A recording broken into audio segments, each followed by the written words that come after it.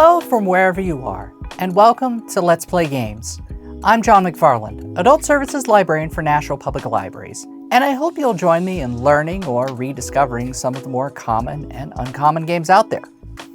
We've previously covered Rummy, and we only did part 1. Now it's time for part 2, and we have added some fun decks and some international decks for this.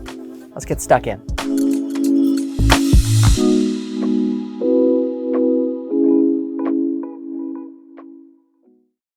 So, if you've been watching along with this series, you probably have seen the first episode of Rummy. In case this is your first time visiting, I'm still going to cover the basics here as a baseline for us to get started, especially if you're seeing this one first on the playlist. So, a little bit about card decks, just as a reminder. We have 4 suits, and we have 14 cards within each suit. Let me squeeze it over here. And it goes from ace, I'll squeeze that over, ace through 10, jack, queen, and king. Now, the beauty of this ace here in a lot of games is it can be the low card or the highest ranking card. And it varies from game to game as to which import it has. So you've got our diamonds, our hearts, our clubs, and our spades. So most card games would be rather boring unless you had a way to increase the randomness of it. And I've got these 2 Joker cards right here that come pretty standard with any deck. This is one of the first games in this series where we're actually going to use the Jokers today. So what do you do with the deck in order to make sure it's properly shuffled? Well, increasing the randomness, I'll show you how to shuffle some cards if you haven't before. So you're going to split the deck down the middle, which is called cutting the deck. And you're going to hold it together like this, and you're going to use your thumbs in order to try and create a little bit of a bend here. Don't have to bend it too hard. And then you're just going to slowly release some of the cards at a time with your thumbs. And then squish it together. So now you've got some things that are together, but also some more separation here. But one cut and shuffle is typically not enough. Everybody has their own preferences for what they'd like to do. I like doing 7 because it usually increases the randomness enough to where past 7, there's only so much more randomness you're going to get out of it. So that's 4. So for Rummy style games, it is an entire genre of game. What we're doing is we're creating melds. We're having sets of cards that are a part of either your hand or part of the center drawing pile, which we refer to as a stock. And the core idea of this game is to create melds in order to go out and potentially score points. So you can typically make your own Rummy style game as long as you have kind of these core concepts. So just to illustrate, I'm going to deal out some cards here. So we'll do 7 today. 1, 2. And you're going to want to do this clockwise. Now, in Western style games, you usually deal with a clockwise rotation and play. In Eastern style games, you'll actually see it go the other way around. It will move in a counterclockwise fashion. So what we're going to do here is we're going to be looking for, and this is just for demonstration, simplistic purposes, we're looking for matches, the same card, but in a different suit. So for example, a 3 of clubs. We know there's only one 3 of clubs here, but in order to make a meld, we have to have 3 of a kind. So if you have 3 3s in your hand, that is enough to make a meld of 3s. We also have straights, which are fairly common for the way that this series of game goes. The catch here is that typically it has to be of the same suit. So you can't not have a jack, queen, king of clubs. That would be valid. the Jack of Clubs, the Queen of Diamonds, or the King of Hearts all together don't typically make a meld, but in some versions they do.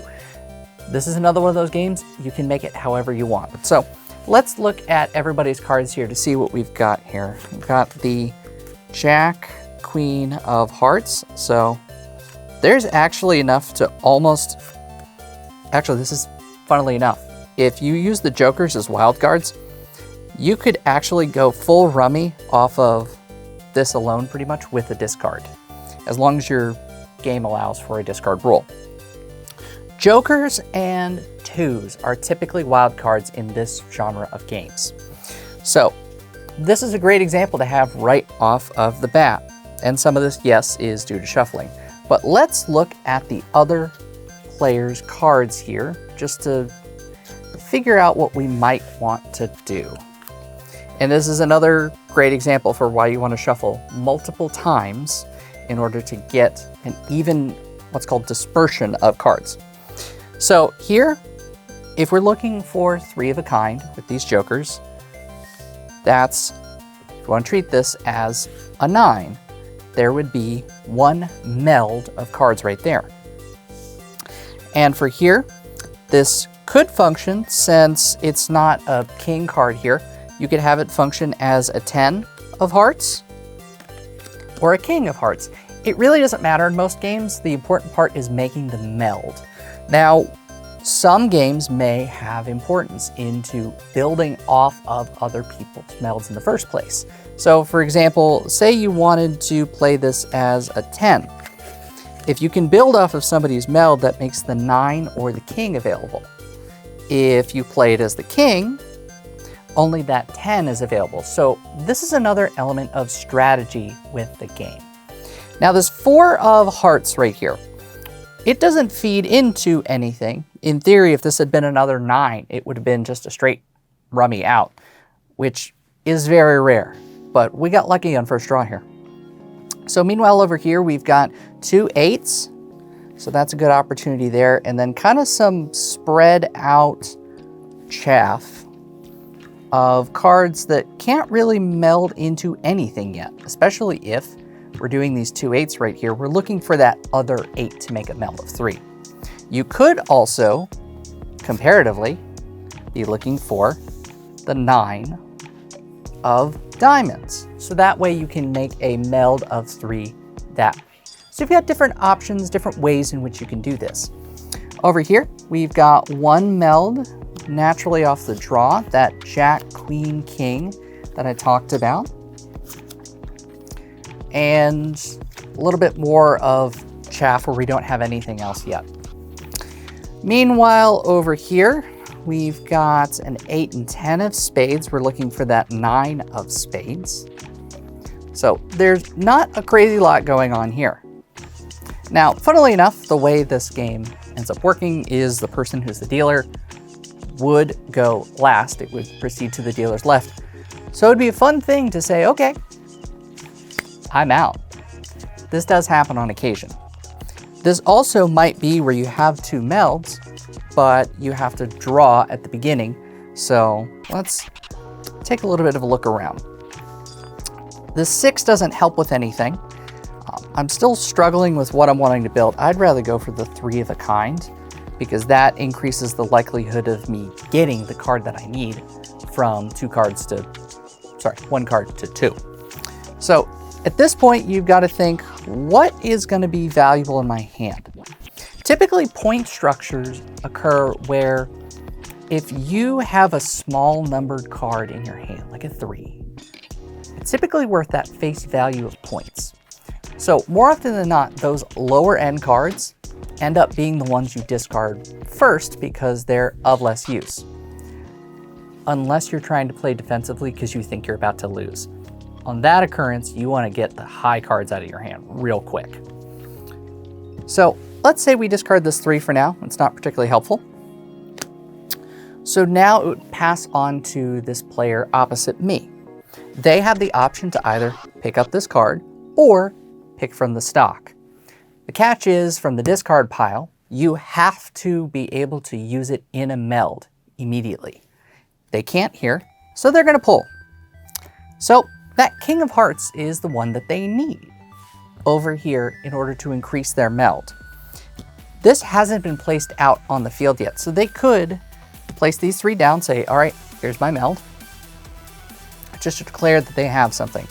They're probably going to keep that king in hand, and the 4 will be the next kind of real big discard opportunity. Same issue over here. You can't make a meld for it. You draw. That 5 isn't super helpful, but you can say, all right, I've got a 3 to use here, and then play will pass here. You actually have the option to not declare any of this.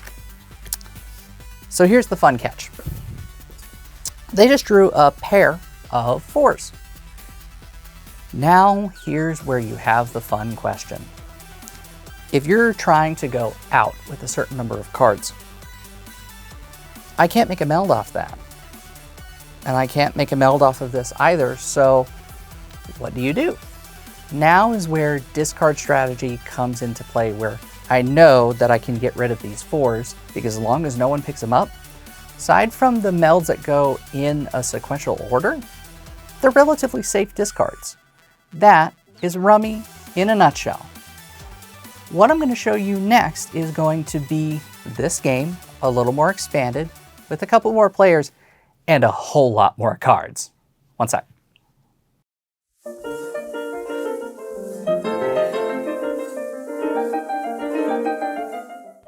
So a little bit about the different decks that we're dealing with today. We're dealing with the French and the Italian style deck. Now, their development was relatively the same over time. The court cards came through Middle East after being originated as the game of myriads in China. So once we started adding in the court cards, you started to see development of what the court itself looked like. In the Middle East, they had the vizier, which would be kind of the equivalent of a bishop in chess, and in chess was the same piece. You started seeing through the medieval ages and the feudal era more kings, queens, and pages or jacks. So now that we've kind of refreshed ourselves on the core rules of Rummy, we can now bring in some more decks, because as you notice, 7 cards is kind of limiting as to what you can do. So this game is called Hand and Foot. We need more cards. So this game in a 4-player game will actually take 5 card decks, but it uses all of the respective cards, and we are going to make a large pile. And you can actually add a 6th deck if you have more than 4 players. Just checking to make sure none of the little advertisement cards made it through when I pulled these. So what we're going to be doing is, this is sort of like a nice little run-up to Canasta, which is a game we've talked about previously. What you're doing here is you're creating books through melds. And these respective books are the way in which you can go out. So let me put this giant pile off to the side for a second. So there's a couple important things going on here that we should probably talk about. We've got different sort of like point structures. So let me get this organized. Notice I pulled this 3 out. That's going to be important in a second.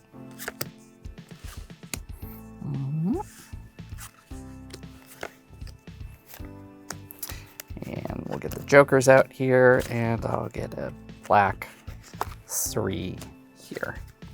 So first off, 2s and jokers are going to be wild cards.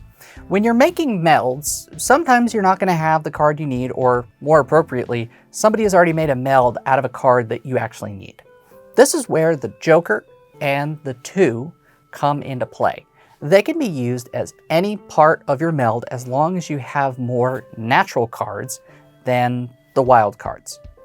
There's one exception to this. You can make a full meld out of jokers and 2s. If you do, it's called a wild card book. So we're making respective books. If you make a wildcard book, it's worth a whole lot of points. There's two other types of books, red books and black books. Red books, just double checking myself here, are ones that don't have any wildcards in them. They're completely natural. Those ones are worth 500 points in this. Those that do use wildcards are only worth 300. So we're dealing with these respective point totals. And you can find this online. It'll have just a handy sheet to let you know what each is worth. But a couple of important ones to note here. Threes, especially black and red threes, are going to be important here. A black 3 is going to be worth 5 points. A red 3 is going to be worth 100 points. So it has a bit more of an impact as to what cards you have in hand. 4, 5, 6, and 7 is going to be just 5 points. 8 through king is going to be worth 10 points. An ace is worth 20 on its own. A 2 is worth 20 on its own. A joker is worth 50 on its own. Like I said, find this online. You can keep this handy, but it gives you kind of a general tier list of what you should be looking for. Now, what I'm going to do is I'm going to take a second to shuffle all of these. Now, I will say, instead of trying to, cut this deck and shuffle it all the way through, my hand strength's good. It's not that good. You'll just typically want to do the other major type of card shuffling, is throw it all around, and you're going to wash it and bring it all together. So let me pick those cards up. Let me get these shuffled, and then we'll deal. One sec. So 5 decks shuffled, and now I've dealt. 11 cards have been dealt to each player. This is known as the hand. Notice I've got 4 more piles over here next to each player. This is the foot. So this game is intended to take a decent amount of time. You're going through 5 decks, and you're working collaboratively as a team. So 1 and 3 would be playing against 2 and 4 typically. And the way you would do this is you are trying to make melds, and melds along with your teammate. You're trying to create books, as I mentioned before. In order to go out, you need to go through both your hand and your foot pile, and you need to have 1 red book, so a group of 7 without wild cards, and 1 black book, so 1 with some wild cards in there somewhere. And I believe a wild card all would count as this. So if you can make a book with all jokers and 2s, to my understanding, that counts. So what you're going to do is the person who is to the left of the dealer is going to start. Notice they've got some aces, some 2s, red 3, 5, 2 8s, 2 kings. You've got the beginning of what could be some melds. It depends on what you draw. So drawing of 7. Does this help with anything? Is there value here? The only kind of weak link out is that 5. That's right there. It doesn't necessarily go into anything. And this is where suits don't matter. We're just looking for the collection of cards themselves. So as a Rummy style game, this is one that doesn't involve a sequential style book. So that is probably your best bet, is getting rid of the 5 there. So I'll space this out a bit more. So now, much like we talked about before, this person can draw the 5 if they can make it as a part of a meld. They can't, play will proceed with them drawing. They can actually make a couple of melds here. And what they can do is start off, and right now we have what's called a red meld. So you're just gonna make it like right here. So I typically put the 6 either in front, either on top, or at the apex here, just as long as you indicate that these are potentially not connected into wild. So we're not gonna use the joker for right now, because that would create a black book. You've got these melds right here. So what you're signaling to your teammate is, hey, if you've got a 6, which they do, or a jack, which they don't, now's the time to play it. So you are working together collaboratively to create a book. At this point, you'll have to figure out what to discard. For right now, that's the 10, because you want to protect those 3s and 4s. This person has 10s in their hand, so they're going to take stock and create a meld with it. So they're going to start off like this. So it varies from game to game, but typically within hand and foot, if you take one card, you've got to take them all. So you can create a big pile and you have to take every single one of those cards. So there's sometimes the advantage of playing it at the right time to where you have those cards in your hand if you can start making melds out of it. So keeping track of what's been discarded is just as important as what you're trying to draw within your own hand. So they've got to take that 5 as well. So from here, the 8 is kind of our weak link for the moment. So they're going to discard that 8. That is no help here. So they're going to draw. They draw a joker. So from here, what they can do is play off of those 6s. So now they have 5 in total. Typically one person will just kind of hold on to it. So we'll do something like this to indicate that it's still a red book. And you're going to try and keep that book red as long as you possibly can. And from here, you see an 8 here. 8's kind of the weak link on my end too, but not seeing anything yet. A 5 got picked up earlier. You know they're probably going to eventually make a meld out of it.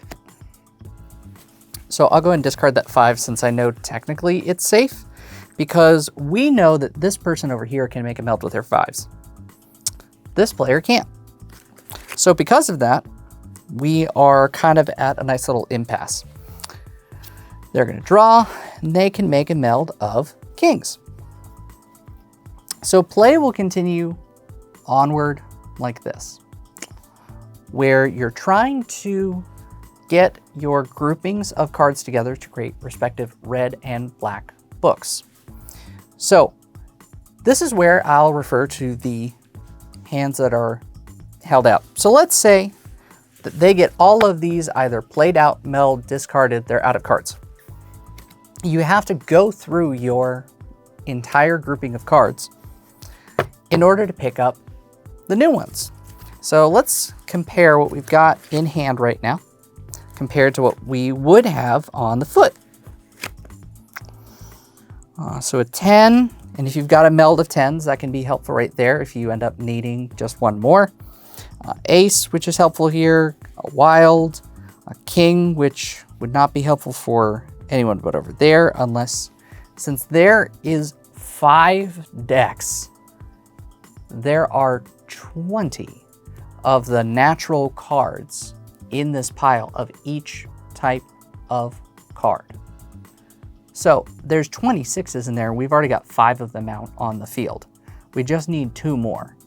So notice that you actually will not be able to make any more than 3, any more than 2 natural red books off of each card. Because you need 7, you will need at least 1 wild card for 1 of these. Play will continue with you shedding your cards, making melds, picking up this pile when necessary. You're probably not going to get to the bottom of this deck, but sometimes you can. You would just take whatever's been discarded, shuffle them up, restart the process. And the first grouping to get a red book, so they need 2 more 6s over here, 4 more of various combinations. Red book, black book, out. That is hand and foot.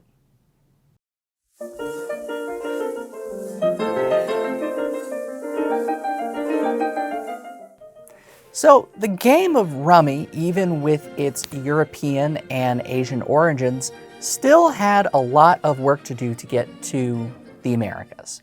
It came over via Chinese immigrants who had the game of Con Liu, which then got adapted into the game Con Chan, which we're playing today. That game also turned into the various variants that we're familiar with. So all of these Rummy style games have their origins in Asia, but quickly formed with their own unique spin. Hence why you can play all of these games on any style card deck, be it French, Italian, or German, or whichever one you want to use. So I want to show you one more Rummy game. And this time I don't want to use the French style deck that we're familiar with. I brought one of my Italian themed card decks from home, which are slightly different than the cards that you're familiar with.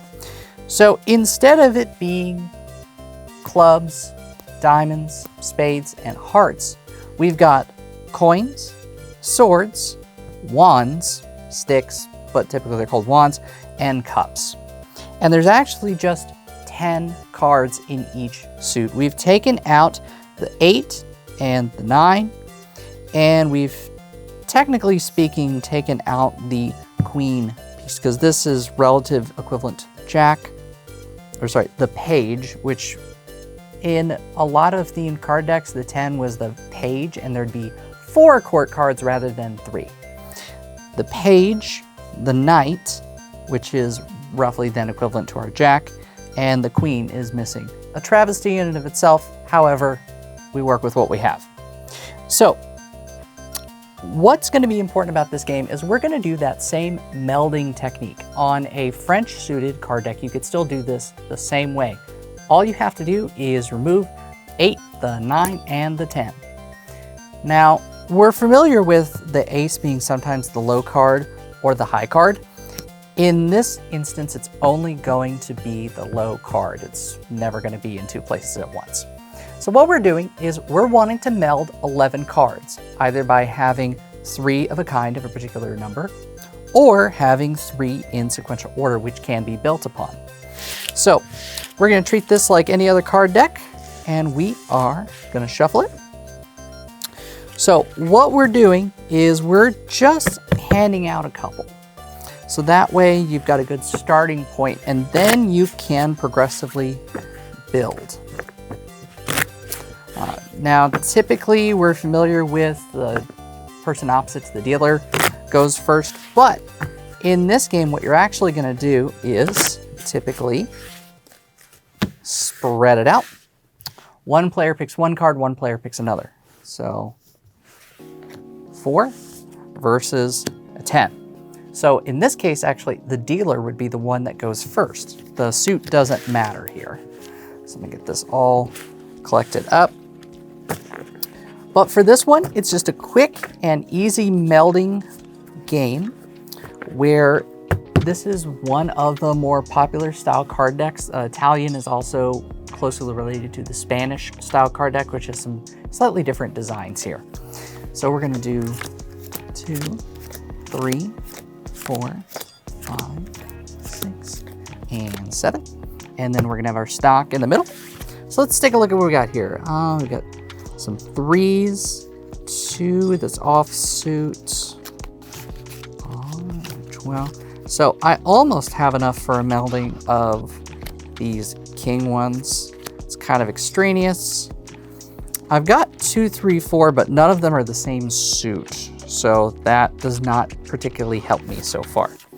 But I've got a couple things to generally try as I build my hand. So now we've got 4 and 5 of cups. That's going to be helpful. But also a 5 of coins. So you've got some options here. The king item, you've got to meld right out of the gate with the 5s right here.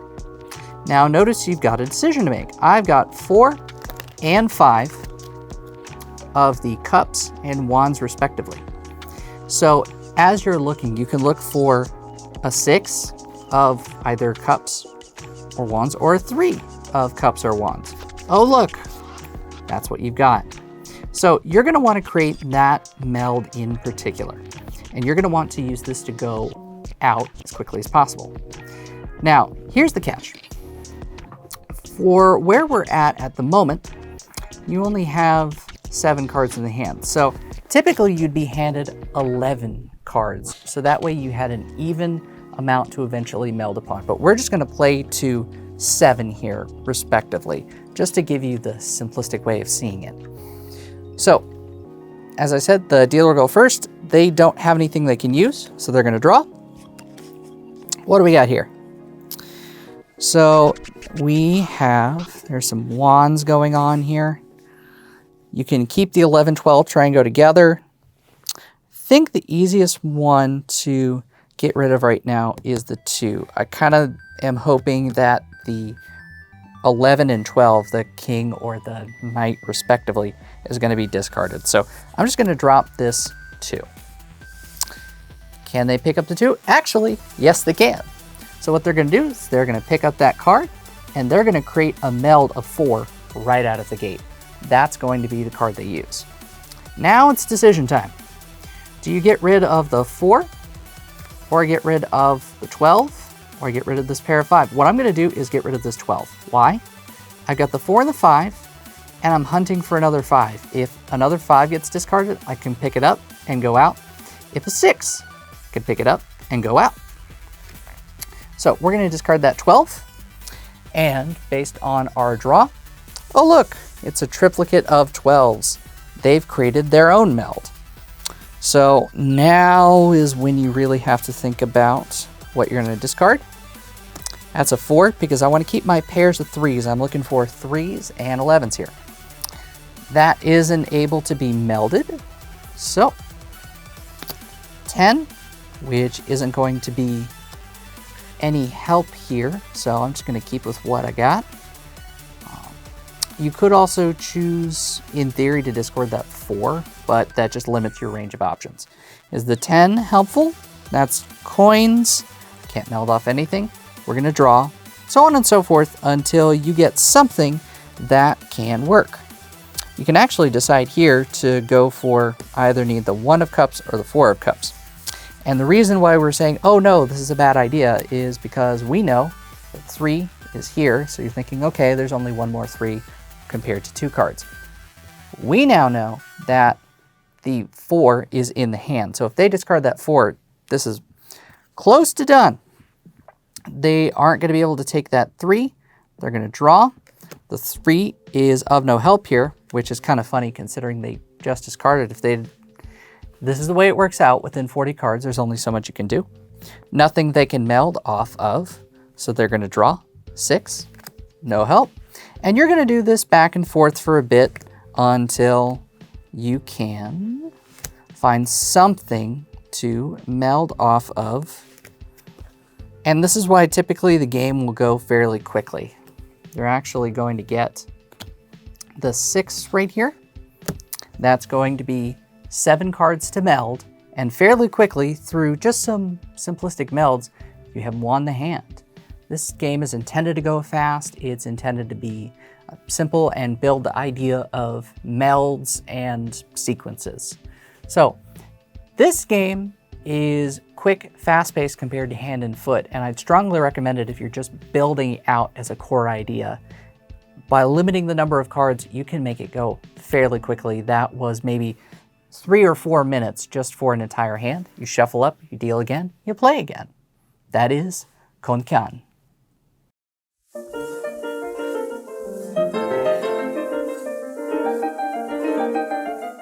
So why does the Italian deck have 40 cards? There's a really simple reason for this one, the same that the German deck also has between 36 and 40 cards. It's because the cost of printing. Now, 52 card decks have to be on the individual printing, and you have to create a large sheet. Previously, before the invention of modern printing mechanisms or individual making, you had a very limited amount of space you could use for these cards. This is why decks like the Tarot de Marseille, some of the original Italian decks, some of the original German decks are rather small and compact compared to a French-style deck. You could also typically fit a total of 40 cards, 4 rows of 10 sheets. So the simplistic way that we had to print at the time, which was advanced for its time period, still allowed a rapid spread of card games to develop within Western Europe and be a relatively easy thing to import over to the Americas and over any sort of travel over time. That's all the time we have for today. Thanks for tuning in. Be sure to join me next time, in which I cover another game that I'm excited to show you about.